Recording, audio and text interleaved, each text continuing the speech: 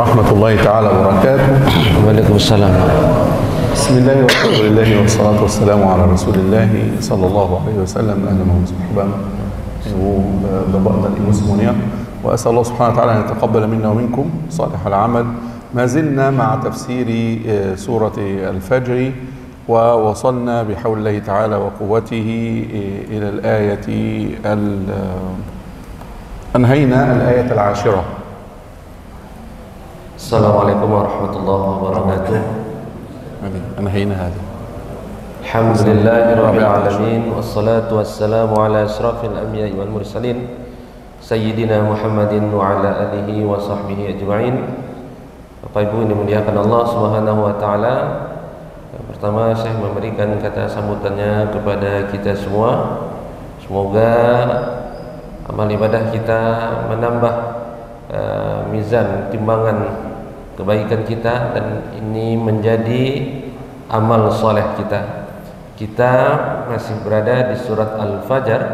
Kita terakhir sampai pada surat Al-Fajr ayat 15. Fa'amal insanu. سنبدأ بها إن شاء الله. Ya, insyaallah سنبدأ فأما الإنسان. Fa'amal insanu. Insyaallah kita akan memulai Fa'amal insanu. ربما يسأل الإنسان لماذا جاءت فأما الإنسان إذا ما ابتلاه بعد هذا الحديث. Mungkin orang-orang akan bertanya, kenapa fa'amal insanu? Kenapa ayatnya setelah kemarin menceritakan قصة المعذبين, ya, kisah orang-orang yang diazab kemarin, ya, kenapa setelah ayat-ayat itu kok menyambung ke ayat adapun manusia apabila ditimpa musibah? Kenapa disambung dengan ayat itu gitu? كان هؤلاء المعذبون من قوم فرعون، من قوم ثمود، من قوم هود، يظنون أن الله أكرمهم بالنعم لمحبته لهم. Orang-orang kaum-kaum yang diazab, ya, pada ayat ini Fir'aun dengan kaumnya, Samud, lalu kaum Mu'ad, ya, mereka menyangka bahwasanya yang mereka dapatkan itu, ya, kenikmatan-kenikmatan yang mereka dapatkan kemarin itu adalah bentuk kasih sayang Allah kepada mereka. وهذا ليس حقيقة ولا صحيحا. Dan itu tidak benar. فلذلك قال الله عز وجل فأما الإنسان الكافر. Maka Allah mengatakan, melanjutkan ayatnya, fa'amal insanu. Nah, itulah manusia. Adapun manusia itu, هذا هو الإنسان الكافر. ini maksudnya adalah manusia yang kafir, manusia yang ingkar. وربما بعض المسلمين من ضعاف الإيمان يفعلون مثلهم. Dan mungkin saja sebahagian orang-orang beriman, sebagian orang-orang Islam juga melakukan apa yang dilakukan oleh orang-orang kafir ini. لكن هؤلاء ضعاف الإيمان. Tetapi mereka namanya adalah orang-orang yang lemah iman. إذا نزل بالإنسان بلاء ماذا يقول؟ Jika manusia ini ditimpakan bala, musibah kepada mereka, apa yang akan mereka katakan? لكن المصيبة نوعان. Tetapi musibah itu terbagi dua dulu. الاختبار نوعان. Ujian ada dua macam. ممكن يكون الاختيار أو الاختبار بالنعمة، وممكن يكون بالنقمة بالمصيبة. Mungkin saja ujian, ya, musibah itu diberikan lewat nikmat, dan mungkin diberikan lewat niqmah, musibah, bencana, musibah. Allah Subhanahu wa taala yaqul fi surah al-anbiya wa nabluukum bisyarri wal khairi fitnah. Allah Subhanahu wa taala mengatakan di dalam surat Al-Anbiya, kami itu menimpakan kepada kamu ujian itu dengan dua perkara. Dengan ujian keburukan, dengan ujian kebaikan. Farubbama bala'ul khair ashaddu min bala'is syarr. Mungkin saja ujian kebaikan itu lebih buruk daripada ujian keburukan. لماذا؟ Kenapa? لأن ابتلاء الخير أنت لا تشعر به. Karena ujian berupa kenikmatan, ya, kebaikan, bisa saja kamu tidak menyadarinya kalau itu adalah ujian. نعمة المال ربما أنت لا تشعر بها لأنك ولدت غنيا. Nikmat harta, ujian harta, mungkin saja kamu tidak menyadarinya kalau itu ujian, karena kamu memang sudah dilahirkan sejak awal sebagai orang yang mempunyai harta. نعمة الصحة ربما لا تشعر بها لأنك لم تمرض.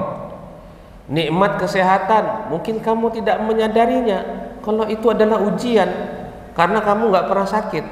نعمة الولد ربما لا تشعر بأن فقد الولد مشكلة لأن لديك الولد. Nikmat diberikan anak-anak, mungkin kamu tidak menyadari kalau itu juga sebenarnya adalah ujian, karena kamu nggak pernah merasakan tidak punya anak atau tidak pernah merasakan kehilangan anak. أما إذا نزلت بك مصيبة فالإنسان يتذكر. Tetapi kalau diberikan musibah yang berbentuk musibah, ujian yang berbentuk musibah, ya, maka manusia baru mereka mengingat Allah. أنا الآن إذا مرضت أقول يا الله أدعو. Saya sekarang sakit, maka kalau saya sakit, saya langsung ingat ya Allah.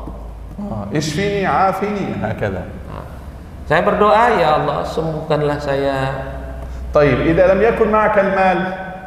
Baik, jika kamu tidak mempunyai harta, ترفع يدك يا رب ارزقني المال. kamu angkat tangan kamu kan, kamu minta kepada Allah, ya Allah berikanlah aku harta. لو لم يكن لك الولد يا رب ارزقني الولد. Kalau kamu tidak punya anak, kamu akan minta kepada Allah, ya Allah berikanlah hamba anak. فهذه المصائب جعلتك تشعر بالفقر إلى الله. Maka ujian-ujian ini membuat kamu itu merasa membutuhkan Allah. الإنسان لا يمد يده إلا إذا احتاج. Manusia ini kan tidak mau mengangkat tangannya kecuali kalau dia lagi butuh. فالابتلاء بالشر أحيانا يكون أفضل من الابتلاء بالخير. Maka ujian dalam bentuk musibah, ya, terkadang itu lebih baik daripada ujian dalam bentuk kenikmatan. لأن الإنسان ربما لا يشعر بالنعمة. Karena terkadang manusia ini tidak sadar kalau bahwa itu ujian, kalau ujiannya itu dalam bentuk kenikmatan. الذي يشعر بالنعمة هو الذي حرم منها. الذي يشعر بالنعمة هو الذي حرم منها. Kita baru sadar sesuatu itu adalah nikmat kalau sesuatu itu hilang dari kita. إذا ذهبنا إلى رجل لا يبصر. مثال إذا ذهبنا إلى رجل لا يرى. Misal jika seorang itu hilang penglihatannya, ذهبنا إليه. Lalu dia pergi kepadanya. نحن ذهبنا إليه. Kita pergi kepadanya. ثم سألناه. Lalu kita tanyakan dia. ماذا تتمنى؟ ماذا تتمنى؟ ماذا ترجو؟ ماذا تريد؟ Apa yang kamu inginkan? سيقول لك أريد أن أرى. Saya pingin melihat. لا يقول أريد المال. Dia tidak akan mengatakan saya mau uang. لكن ربما المبصر. Tetapi mungkin orang yang mempunyai penglihatan, إذا سألته ماذا تحتاج؟ jika kamu tanya kepada orang yang bisa melihat, يقول لك المال صحة. jika kamu tanyakan kepada orang yang bisa melihat, apa yang kamu mau, apa yang kamu butuhkan, maka dia akan minta yang lain. Apakah harta, apakah anak, إذا kesehatan. الإنسان لا يشعر بالنعمة إلا إذا حرم منها. Jadi manusia ini tidak menyadari, ya, dengan sesuatu itu nikmat kalau sesuatu itu dihilangkan daripada dirinya. ولذلك بدأ الله سبحانه وتعالى بهذا القسم من الناس. Oleh karena itu Allah memulai dengan ayat ini, yaitu ayat yang menyatakan bahwasanya manusia itu terbagi menjadi dua. limunasabati qasasi haula'i al-muhlakin. Karena ini terkait dengan kisah-kisah di atas tadi, kaum-kaum yang diberikan bencana tersebut. إذا أنعم الله على الإنسان يقول الله أعطاني لأنه يحبني. Jika manusia ini diberikan kenikmatan, maka manusia ini akan berkata, oh Allah telah memberikan saya kenikmatan, berarti Allah itu mencintai saya. وفي الآية الثانية Dan di ayat yang kedua, إذا اختبر الله الإنسان فضيق عليه بعض الحياة jika Allah memberikan musibah kepada manusia, lalu Allah membuat manusia itu susah, فيقول الإنسان الله أهانني. maka manusia itu akan berkata, ya Allah, Allah telah menghinakan aku, الله لا يحبني. Allah tidak menyayangi aku. فقال الله عز وجل في الآية الثالثة كلا ليس الأمر كما تقولون. Maka Allah mengatakan di ayat ketiganya, maksudnya ayat 17-nya itu kan ketiga. Jadi kalla, ليس الأمر كما تظنون. tidak, kata Allah, tidak seperti itu kejadiannya, tidak seperti yang kamu bayangkan. أنتم تفهمون خطأ. Kamu pemahamannya salah, kata Allah. الإعطاء والمنع ليس دليلا على المحبة ولا البغض. Diberikan, tidak diberikan bukan dalil bahwasanya Allah itu cinta kamu atau tidak cinta kamu. هذا ليس دليلا إنما هو اختبار. Itu bukan dalil. Itu adalah ujian. وإلا لو كان الأمر كذلك ما أعطي الكافر شيئا في هذه الدنيا. Kalaulah itu yang menjadi dalil cinta Allah, itu yang menjadi bukti cinta Allah, maka orang-orang kafir tidak akan mendapatkan kenikmatan. بل أكثر المنعمين في الدنيا أهل الكفر. Bahkan manusia yang paling banyak diberi kenikmatan duniawi justru orang-orang kafir, kan? لأن الله تعالى جعل الآخرة للمؤمنين فقط. Karena Allah hanya menjadikan kenikmatan di akhirat itu hanya untuk orang-orang yang beriman saja. ربما يأتي سؤال هنا. Mungkin akan datang pertanyaan di sini.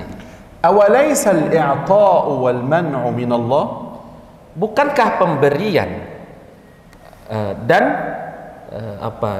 tidak diberikan atau dihilangkan sesuatu itu dua-duanya sama-sama dari Allah? فلماذا الله سبحانه وتعالى يقول لهؤلاء ليس الأمر كما تقولون؟ Lalu kenapa Allah mengatakan kepada mereka, bukan seperti itu masalahnya, bukan seperti yang kamu pikirkan tadi? العطاء عطاء الله.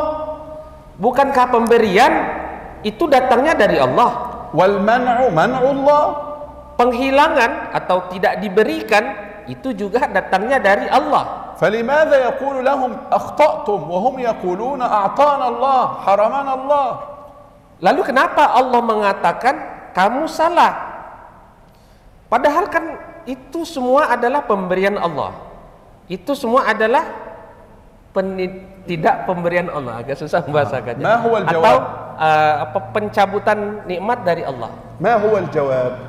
Bagaimana cara menjawabnya? الله سبحانه وتعالى قال لهؤلاء الذين يقولون أعطانا الله يقول نعم أنا أعطيتكم لكن ليس لأني أحبكم.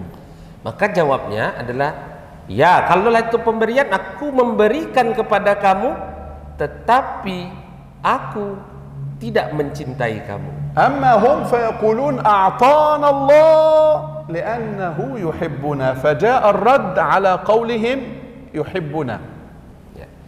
Adapun kita, kalau kita diberikan Allah, maka itu adalah bukti cinta Allah kepada kita. وأما الآخرون Adapun orang-orang lain, فلأنهم قالوا حرمنا الله لأنه لا يحبنا فرد عليهم المنع ليس دليلا على البغض. Adapun yang lain mengatakan bahwasanya haram nama apa nama? Haramana. Haramana. Oh ya. Adapun orang yang lain. Adapun yang lain jika mengatakan kita tidak diberikan nikmat. Lalu mereka mengatakan Allah tidak mencintai mereka. Oleh karena itulah Allah tidak memberikan mereka. Oleh karena itulah Allah menyempitkan rezeki kita. Itu adalah pemahaman yang salah dari manusia. Al-insan rubbama yudayyaqu alayhi fil mal was-sihhati wal-walad. Manusia mungkin saja akan disempitkan rezekinya, ya, dibuat sakit, dicabut nikmatnya. Nabiullah Ayyub alaihi salam. Nabiullah Ayyub alaihi salam afdal am nahnu? Lebih bagus, lebih baik daripada kita. Nabiullah, hadha Nabiullah, huwa al-afdal taban. Nabiullah tentu saja dia lebih baik daripada kita. Jalasa maridan 17 aman. 17 Nabi Ayub itu sakit selama 17 tahun. Unzur, 17 aman marid.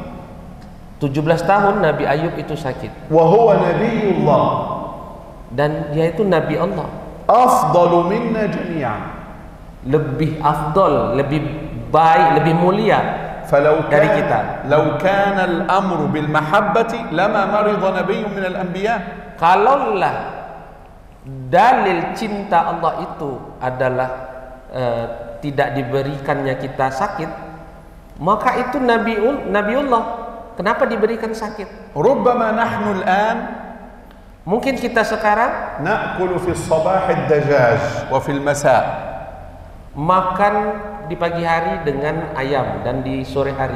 Rasulullah sallallahu alaihi wasallam kana yajlisu 3 ashhur laysa fi baytihi illa al-ma' wa at-tamr.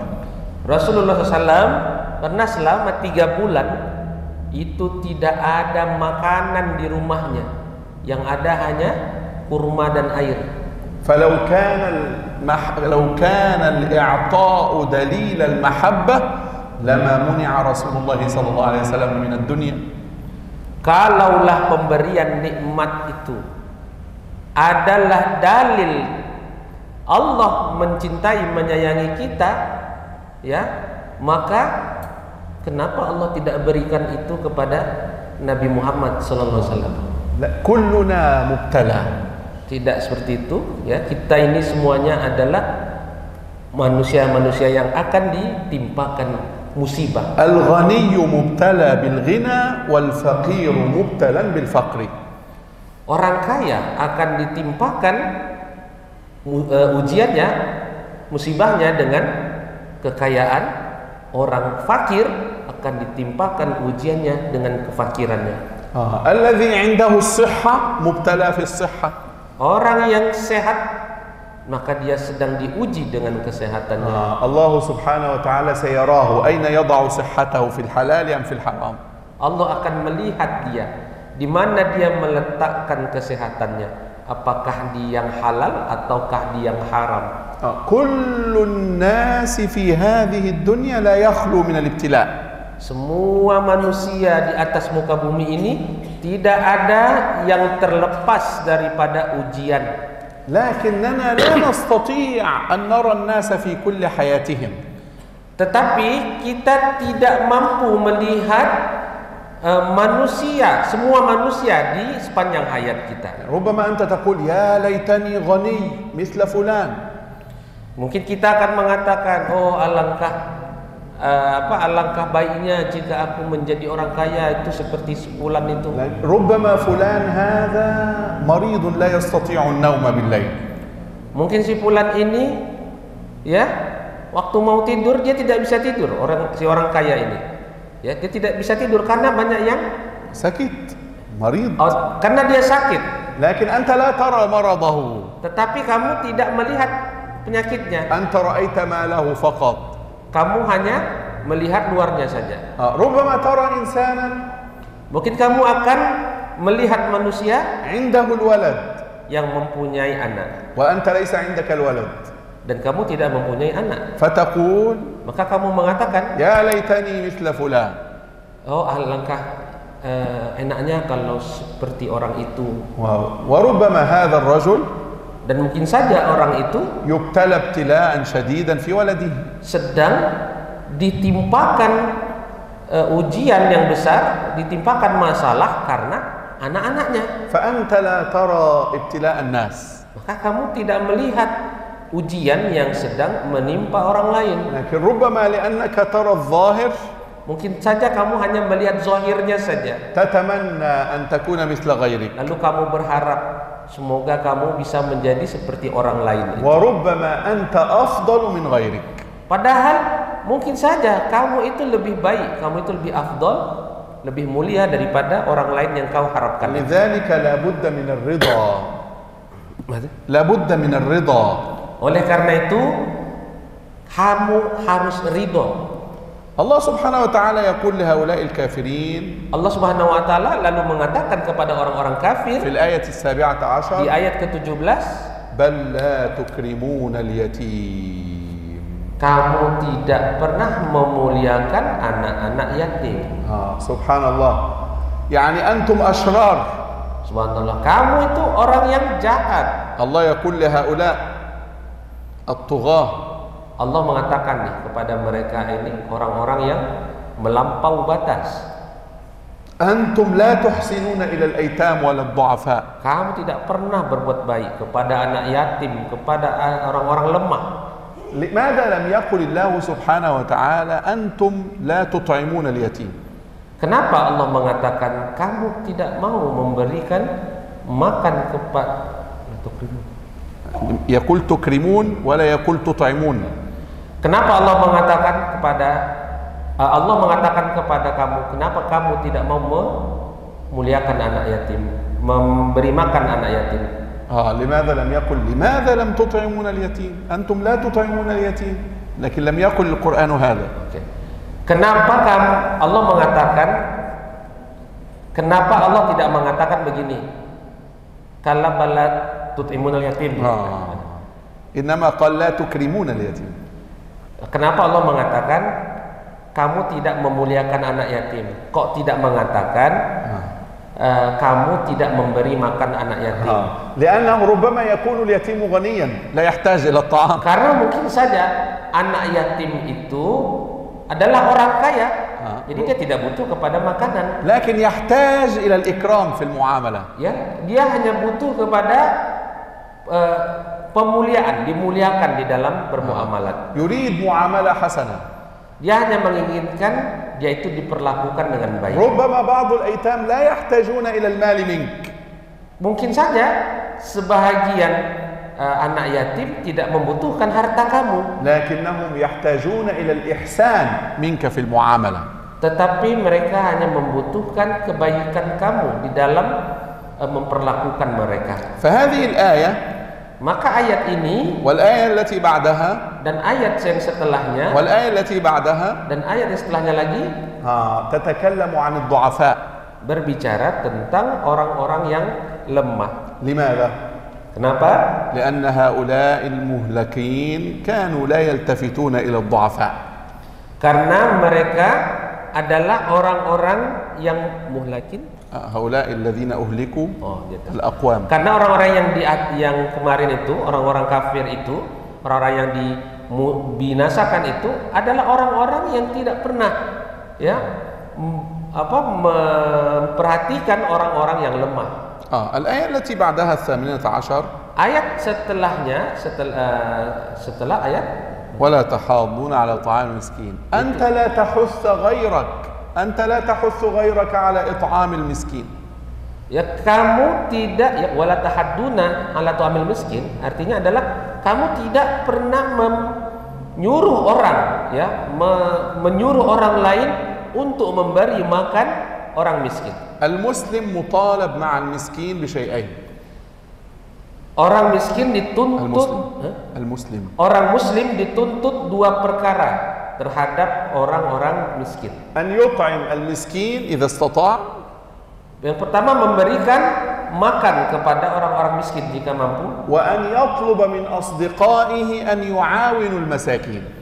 Yang kedua, meminta atau menyuruh orang lain untuk memberi makan orang miskin. فأنت تطعم المسكين Apakah kamu memberi makan orang miskin? وتسأل غيرك من الناس أن يطعموا المسكين. Dan kamu meminta atau menyeru orang lain untuk memberi makan orang miskin. ولذلك القرآن يقول ولا تحاضون على طعام المسكين. Oleh karena itu Al-Quran mengatakan wala tahadduna, dan kamu tidak mau menyeru orang lain untuk memberi makan orang-orang miskin. ولذلك في سورة الماعون Oleh karena itu di dalam surat Al-Ma'un انظر الله سبحانه وتعالى يقول ولا يحضون على طعام المسكين.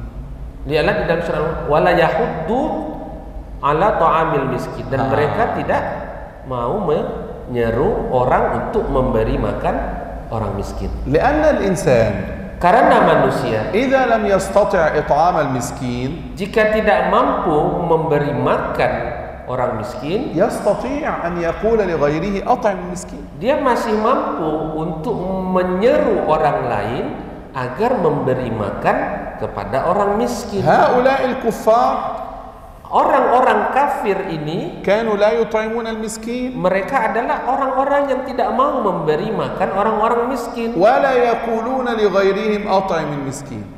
dan juga dia tidak mau menyeru orang lain untuk memberi makan orang-orang miskin. ولذلك قال الله تعالى بعد ذلك Oleh karena itu Allah mengatakan setelahnya في الآية di 19 ayat ke-19, وتأكلون التراث أكلا لما.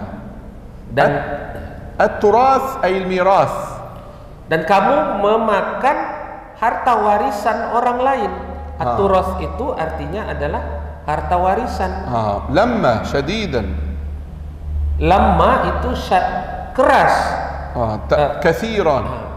Banyak, berarti memakan harta orang dengan makan harta yang banyak. أنتم تأكلون أموال الميراث. Kamu itu memakan harta warisan orang lain. لأن هذه الآيات Karena ayat ini تخاطب مشركي مكة. yang sedang mengingatkan orang-orang musyrikin Mekah وتحذرهم dan mengingatkan mereka, وتقول لهم أنتم فيكم صفات من هؤلاء الذين عذبوا.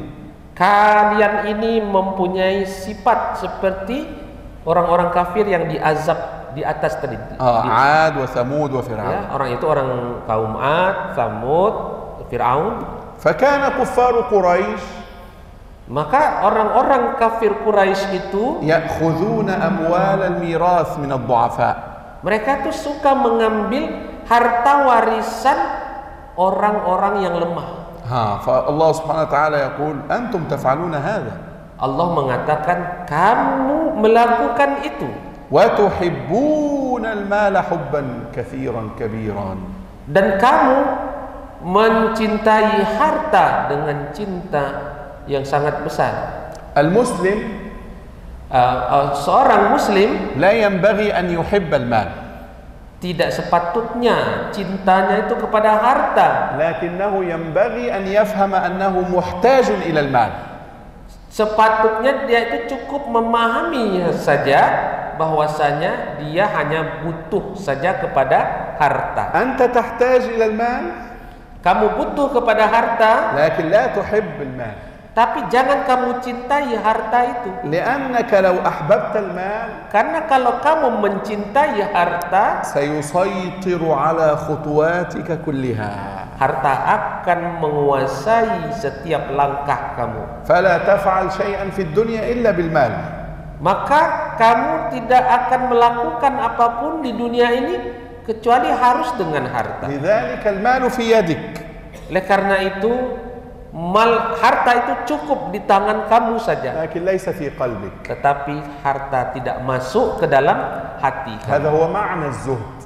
Itulah makna zuhud. أن تملك المال في يدك لا في قلبك. Kamu memiliki harta hanya di tangan kamu, tapi tidak masuk dia ke dalam hati kamu. المال الصالح للعبد الصالح. Harta yang baik itu pasti untuk hamba yang baik. هذه نظرة الإسلام إلى المال. Ini adalah pandangan Islam terhadap harta. الإسلام لا ينظر إلى المال في ذاته. Islam tidak melihat harta itu secara zat, di zatnya itu. إنما ينظر للمال أين سيوضع. Islam melihat di mana harta itu diletakkan. فيوم القيامة Maka pada hari kiamat سيقال للإنسان akan dikatakan kepada manusia, من أين هذا المال؟ dari mana kamu dapat hartanya? أين أنفقت هذا المال؟ Di mana kamu habiskan hartanya?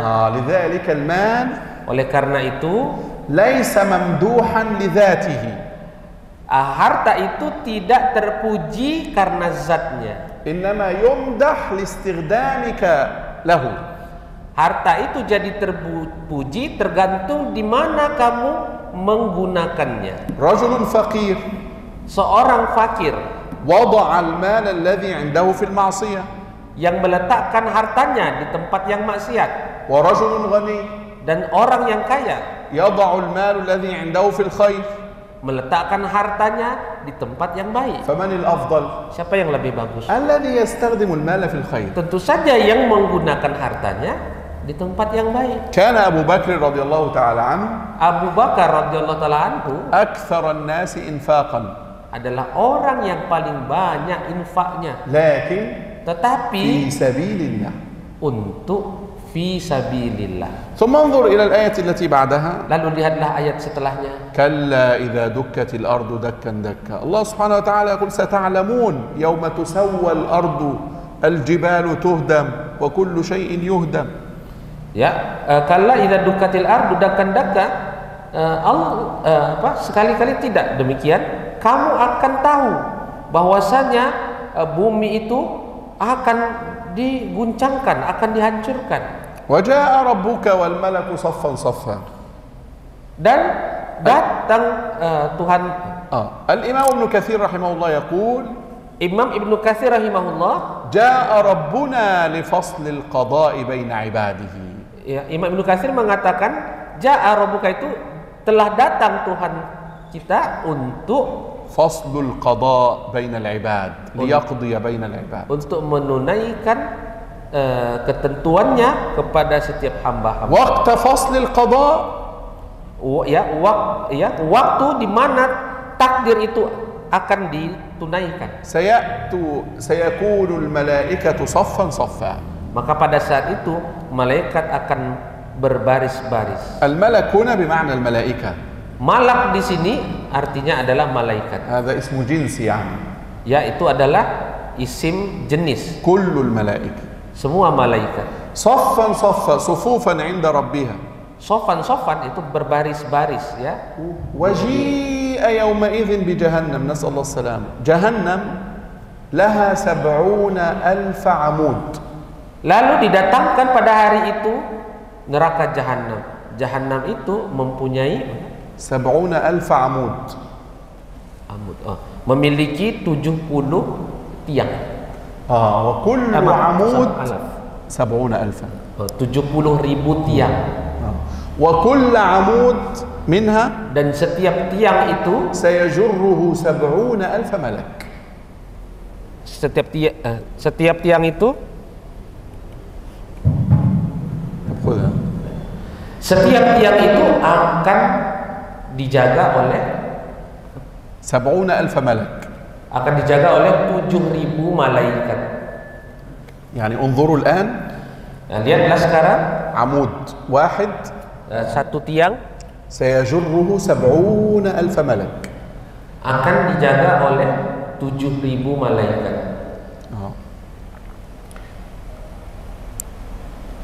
ثم Kemudian هي لها 70,000 عمود. النار لها 70,000. كل واحد فقط سيأتي به 70,000 ملك. sama ya? ليس سواء. يعني الأعمدة هذه 70,000 عمود. خلاص. كل العمود الواحد سيأتي به يجره 70,000 ملك. Ya. كل عمود يجره 70,000 ملك 70,000 ملك 70,000 ملك 70,000. Oke. Berarti sama yang tadi juga sedikit. Ya. Setiap jadi neraka itu punya 70.000 tiang. Setiap tiang itu ya dijaga atau ditarik atau pokoknya ditegakkan oleh 70.000 malaikat. هذه دلالة على عظم النار نسأل الله السلامة. Ini adalah menjadi dalil akan besarnya api neraka itu. نسأل الله السلامة. Kita meminta Allah keselamatan. إذا رأى الكافر النار Jika kita إذا رأى الكافر النار jika orang kafir melihat api neraka, سيتذكر أنه قصر في الدنيا. maka dia akan akan ingat betapa dia dulu waktu di dunia sangat يتذكر الإنسان الكافر في هذه اللحظة. Dia orang-orang kafir tidak akan dapat lagi membela dirinya pada kesempatan ini. لكن وهل سينفعه هذا التذكر وهذه الموعظة؟ Tetapi apakah bermanfaat lagi bagi orang kafir kalau mereka mengingat kesalahan mereka di masa lampau? لن ينفعه شيء. Tidak bermanfaat lagi. انتهى وقت العمل والندم. Sudah berakhir waktu beramal. سيقول في هذه اللحظة Maka akan terjadi pada waktu ini, يا ليتني فعلت في الدنيا أعمالا صالحة لتكون حياتي في الآخرة أفضل. Ya, alangkah ruginya aku kalau seandainya aku dulu di dunia melakukan perbuatan yang baik, melakukan amal ibadah. يا ليتني قدمت في حياتي أو يا ليتني قدمت لحياتي. هناك معنيان. Ya laitani, alangkah ruginya aku ya. Alangkah beruntungnya aku kalau seandainya aku dikembalikan ke kehidupan yang lampau. في هذا الوقت Itu ada dua arti. لا يعذب مثل عذاب هذا الكافر. Maka pada waktu ini tidak akan diazab seseorang yang lebih dahsyat daripada azab yang diterima oleh orang-orang kafir. ولن يعذب أحد مثل عذاب الله تعالى.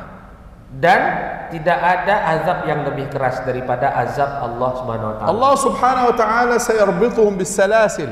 Allah akan mengikat mereka dengan rantai. ولا يستطيع أحد أن يربط مثل رباط الله لهم ووثاق الله لهم.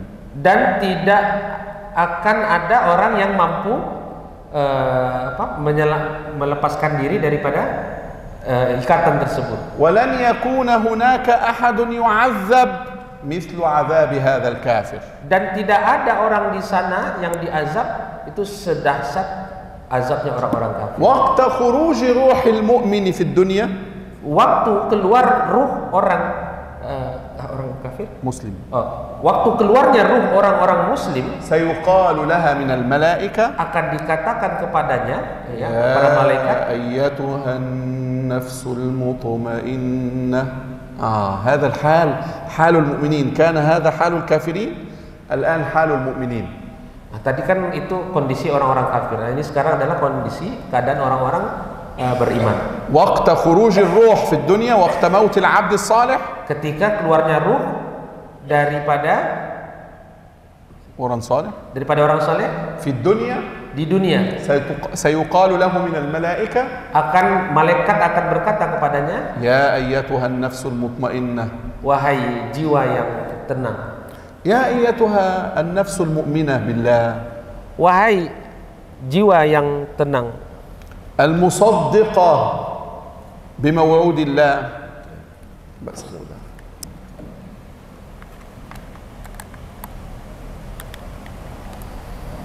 المصدقة بموعود الله.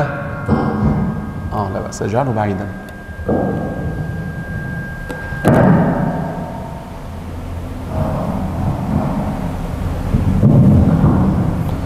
wahai jiwa yang tenang yang membenarkan Allah Subhanahu wa taala. Al-mutmainnah yani al-musaddiqah bimaw'ud Allah. Al-mutmainnah itu yang tenang itu maksudnya adalah orang yang percaya dengan janji Allah. Al-mu'minah billah. orang yang beriman kepada Allah. ارجعي إلى ربك Kembalilah kepada Tuhanmu. أنت ستكونين راضية عن الجزاء Kamu akan ridho terhadap pembalasan وسيكون مرضيا عنك. dan الله Allah سيرضى عنك. Subhanahu wa taala akan ridho kepada kamu. الله يرضيك ويرضى عنك. Allah akan ridho kepadamu dan kamu akan ridho kepada Allah. أنت ستسعدين يوم القيامة. Kamu akan bahagia pada hari kiamat. لذلك ينبغي على المسلم Oleh karena itu, selayaknya bagi seorang أن muslim يسعى في هذه الحياة الدنيا dia berusaha berupaya di kehidupan dunia ini من أجل أن يقال له عند موته supaya ketika matinya nanti akan dikatakan kepadanya, أنت سترضى بجزاء الله لك. kamu akan ridho dengan segala pembalasan yang akan diberikan أنت kepada ستسعد بعطاء الله لك. kamu akan bahagia dengan pemberian Allah kepada kamu. لأنه لا عطاء بعد عطاء الله تعالى. Karena tidak ada pemberian ya selain pemberian Allah Ta'ala. ادخلي في عبادي. Masuklah ke dalam hamba-hambaku. ادخلي مع عبادي الصالحين. Masuklah bersama hamba-hambaku yang soleh. ادخلوا إلى الجنة جماعة.